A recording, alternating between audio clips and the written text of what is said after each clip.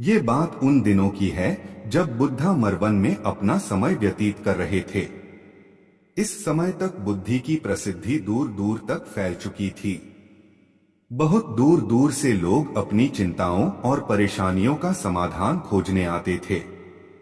ऐसे ही एक दिन जब बुद्धा मरवन में अपने शिष्यों को प्रवचन दे रहे थे, तो एक अधेड़ उम्र का व्यक्ति अपने 17 वर्ष के पुत्र को अपने साथ लिए बुद्धि की तरफ चला आ रहा था। जब यह प्रवचन स्थल के पास पहुंच गए तो एक नजर उन पर डाली और इशारे से बैठने के लिए कहा। जब प्रवचन समाप्त हो गया और सभी लोग वहां से चले गए तो बुद्ध ने उस व्यक्ति को अपने पास बुलाया और बैठने के लिए कहा। वहां चारों तरफ हरियाली छाई हुई थी। मौसम बहुत सुहाना था और तरह तरह के पक्षियों की आवाजें गूंज रही थी। ऐसा नजारा देखकर उस व्यक्ति को अंदर से असीम शांति महसूस हो रही थी। इसके बाद बुद्ध ने उस व्यक्ति से आने का कारण पूछा तो इस पर व्यक्ति ने कहा, यह तथागत, मैं 2 दिन की लंबी यात्रा करके अपने पुत्र को आपसे मिलवाने लाया हूँ। ये मेरा इकलौता पुत्र है और ये हर समय थका थका रहता है। ऐसा लगता है जैसे इसके अंदर कोई जान ही नहीं है, कोई प्राणी नहीं है। इसका स्वभाव भी काफी चिड़चिड़ा हो गया है। अगर हम इससे कुछ भी कहते हैं तो यह हमारी छोटी छोटी बातों पर गुस्सा हो जाता है। इसके देखने की क्षमता भी उम्र से पहले ही कमजोर हो गई है और इसके बाल भी सफेद पड़ने लगे हैं। इतनी कम उम्र में इतनी बड़ी उम्र का लगना मुझे तो कुछ समझ नहीं आ रहा। किसके साथ हो? क्या रहा है तथागत? मैं अपने पुत्र के स्वास्थ्य को लेकर बहुत चिंतित हूँ। जब मैं अपने पुत्र को वैद्य जी के पास लेकर गया तो उन्होंने कुछ औषधि दी और कहा, अपने पुत्र को तनाव कम लेने के लिए कहो। वो अपने दिमाग में बहुत अधिक तनाव लेता है, इसलिए उसकी ऐसी हालत हो गई है। लेकिन मुझे उनके बहुत समझाने के बाद भी तनाव का मतलब समझ नहीं आया।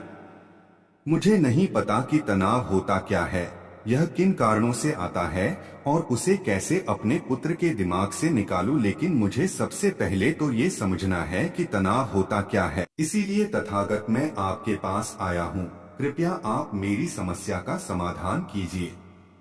यह सुन बुद्ध उसके पुत्र को बड़े ध्यान से देखते हैं, उसके चेहरे को देखते हैं, उसकी आंखों को देखते हैं और फिर उसके हाथों की नब्ज को भी देखते हैं। यह सारी विधि करने के पश्चात बुद्ध उस व्यक्ति से कहते हैं, तनाव लेना तो कोई नहीं चाहता, लेकिन फिर भी यह तनाव लोगों के दिमाग को दीमक की तरह पकड़ लेता है और व्यक्ति जान भी नहीं पाता कि वह तनाव में जी रहा है। लेकिन अगर व्यक्ति तनाव के कारणों को अच्छे से समझ लेता है और तनाव के बारे में कोई ऐसा पैमाना बना लेता है जिससे वह जान सके कि वह कितने तनाव में है, तो वह इस समस्या का समाधान भी खोज सकता है। सबसे पहले तो तुम ये समझो कि तनाव होता क्या है। जब भी कोई व्यक्ति कोई काम कर रहा होता है लेकिन उसका मन कहीं दूर भटक रहा होता है, कल्पनाओं में होता है, तो उसके शरीर और मन के बीच एक दूरी पैदा हो जाती है। यह दूरी जितनी अधिक होगी, व्यक्ति उतनी ही ज्यादा बेहोशी की अवस्था में होता है और शरीर व मन के बीच की इसी दूरी, इसी खिंचाव को तनाव कहा जाता है। आखिर कोई पसंदीदा खेल खेलने के बाद व्यक्ति चुस्ती और प्रसन्नता से क्यों भर जाता है, जबकि उसने तो अपने शरीर को थकाया है। लेकिन समझने वाली बात यह है कि खेलते समय मन और शरीर एक साथ पूरी तरह से उस खेल में केंद्रित होते हैं, जिससे शरीर और मन के बीच दूरी पैदा नहीं होती और कोई तनाव पैदा नहीं होता। और अगर दिमाग में कोई तनाव था भी तो वो भी दूर हो जाता है। लेकिन इसके विपरीत जब हम कोई ऐसा काम करते हैं जो हमें पसंद नहीं है, तो हमारा ससुर तो उस काम को कर रहा होता है, लेकिन हमारा मन कहीं दूर कल्पनाओं में भटक रहा होता है, जिससे शरीर और मन के बीच एक दूरी पैदा हो गई और तनाव ने जन्म ले लिया। इसीलिए व्यक्ति को एक समय पर सिर्फ एक ही काम करना चाहिए और अपने तन और मन की सारी शक्ति उसी एक काम पर लगा देनी चाहिए जिससे व्यक्ति के अंदर तनाव पैदा ही ना हो।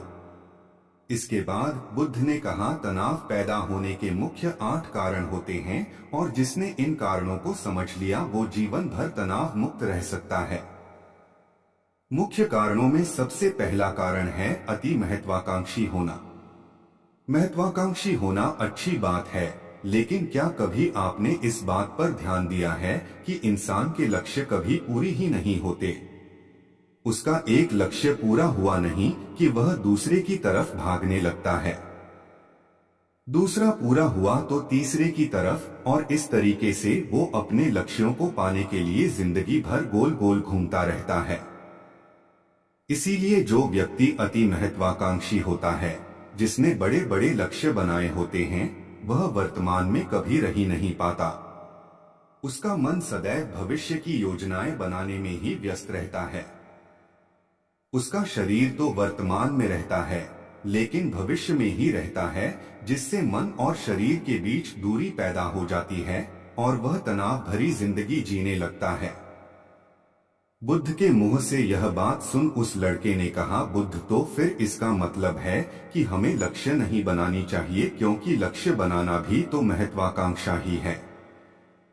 इस पर बुद्ध ने कहा, जीवन में लक्ष्य बनाना कोई गलत बात नहीं है, लेकिन समस्या तब उत्पन्न होती है जब वो अपना पूरा ध्यान उस लक्ष्य से मिलने वाले परिणाम पर ही लगा देते हैं और उसके परिणाम की चिंता करते रहते हैं। व्यक्ति को वर्तमान में जीना आना चाहिए। आप लक्ष्य बनाइए और उस लक्ष्य की प्राप्ति के लिए कड़ी मेहनत करिए, लेकिन साथ ही साथ आपको इस बात का भी ज्ञान होना चाहिए कि आप अभी वर्तमान में जी रहे हैं और वर्तमान ही सत्य है। बुद्ध ने आगे कहा, तनाव का दूसरा सबसे बड़ा कारण है ईर्ष्या। जब व्यक्ति ईर्ष्या और जलन से भर जाता है तो उसका मन अंदर से सड़ने लगता है। ईर्ष्या एक आंतरिक घाव है। आंतरिक घाव यानी मन का घाव व्यक्ति के शरीर का घाव तो भर सकता है, लेकिन मन का घाव कभी नहीं भर सकता। इसीलिए व्यक्ति को दूसरे की खुशी और तरक्की से कभी ईर्ष्या नहीं करनी चाहिए, क्योंकि तनाव का कारण है। इसके बाद बुद्ध ने तनाव का अगला कारण बताते हुए कहा कि आरुषिपूर्ण काम करने से भी मन में तनाव पैदा होता है। जो काम करना हमें पसंद ही नहीं है, जिसका में हमारी रुचि ही नहीं है, उस काम में हमारा मन लग ही नहीं पाएगा। हमारा शरीर तो वही बैठा रहेगा, लेकिन हमारा मन कल्पनाओं की उड़ान भरेगा, जिससे शरीर और मन के बीच दूरी पैदा हो जाती है और व्यक्ति तनावग्रस्त हो जाता है। इसीलिए इंसान को हमेशा अपनी रुचि के अनुसार ही कार्य करनी चाहिए। अगर व्यक्ति ने ये पता कर लिया कि उसे कौन सा काम करना पसंद है और वो उसी काम को अपने जीवन का लक्ष्य बना लेता है, तो फिर वो काम उसके लिए काम नहीं बल्कि खेल बन जाता है। फिर बुद्ध ने कहा, तनाव का चौथा कारण होता है किसी दूसरे से अच्छा रखना।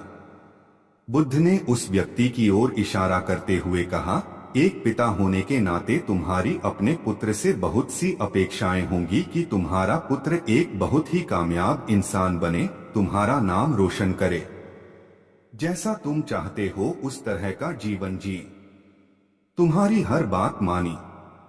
लेकिन क्या आज तक कभी किसी की सारी अपेक्षाएं पूरी हुई है? जब भी कोई व्यक्ति किसी दूसरे से कोई अपेक्षा रखने लगता है तो वो अनजाने में अपने लिए तनाव पैदा करने लगता है। जरा सोचो कि अगर तुम्हारा बेटा तुम्हारे अनुसार काम नहीं कर रहा और वो नहीं बन पा रहा जो तुम उसे बनाना चाहते हो, तो निश्चित रूप से तुम्हारे दिमाग को तनाव पकड़ लेगा। तुम तनाव से भरा जीवन जीना शुरू कर दोगे और इस तनाव के बस में आकर तुम ऐसा व्यवहार करोगे, ऐसी बातें करोगे कि तुम्हारा अपने पुत्र के साथ संबंध और भी खराब होता चला जाएगा। इसीलिए व्यक्ति को जितना हो सके उतनी कम अपेक्षाएं दूसरों से रखनी चाहिए, और अगर पूरी तरह से तनाव मुक्त रहना है तो दूसरों से अपेक्षा रखना ही बंद कर दो। इसके बाद बुद्ध ने कहा कि शारीरिक कष्ट भी इंसान के तनाव का एक कारण होता है।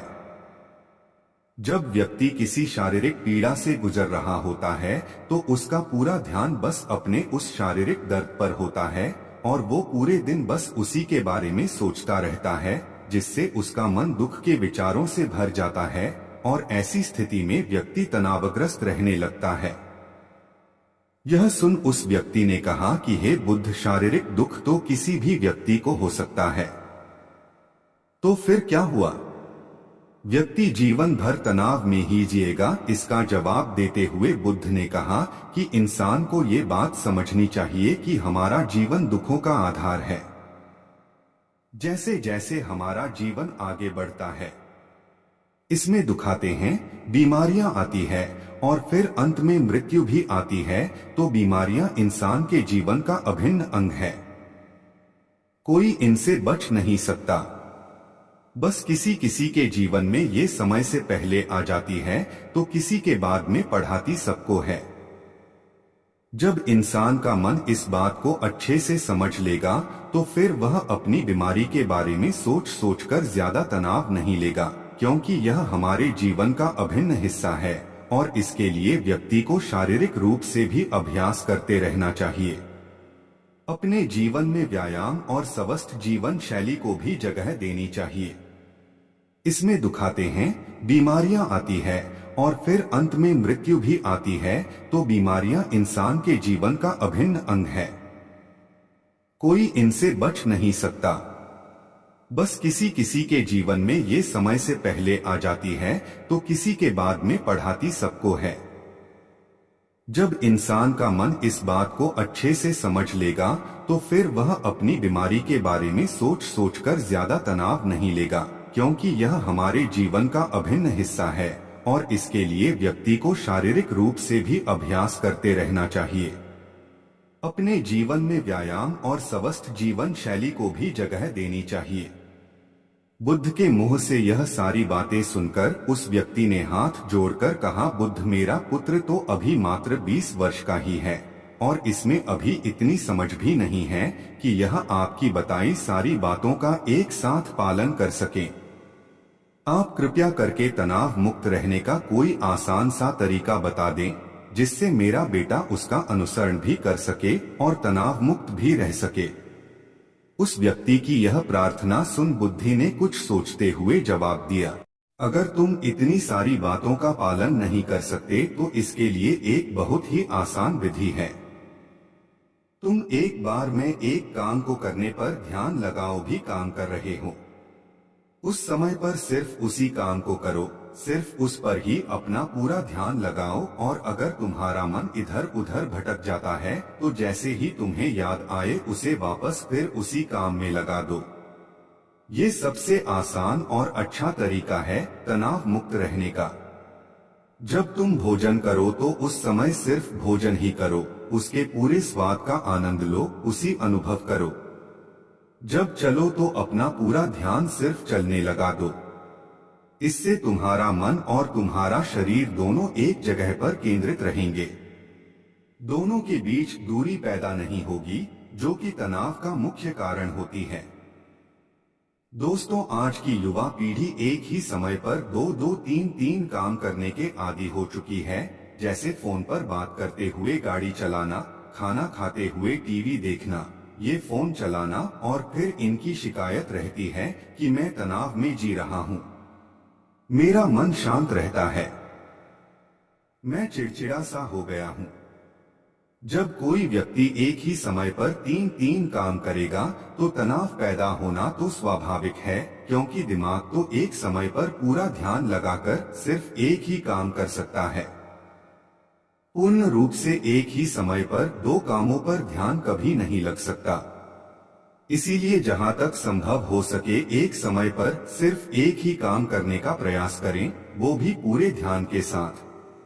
दोस्तों, आशा करता हूं कि आपको इस स्टोरीज से काफी कुछ सीखने को मिला होगा। धन्यवाद।